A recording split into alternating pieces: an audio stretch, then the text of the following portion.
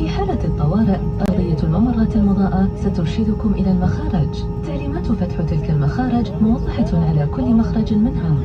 إذا استدعت الضرورة لإخلاء الطائرة، اتركوا جميع أمتعتكم خلفكم واتبعوا تعليمات طاقم الطائرة.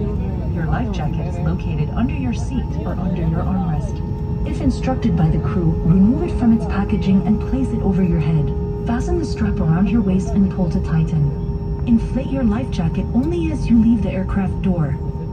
To inflate, pull firmly on the red toggle or blow into the mouthpiece. واسحبوه لتضيقوها.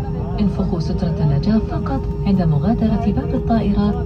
لنفخ السترة، اسحبوا المقبض الأحمر بقوة أو انفخوا في الصمام. سوف يضاء المصباح تلقائيا عند ملامسة الماء. تتوفر سترات نجاة خاصة بالربطة.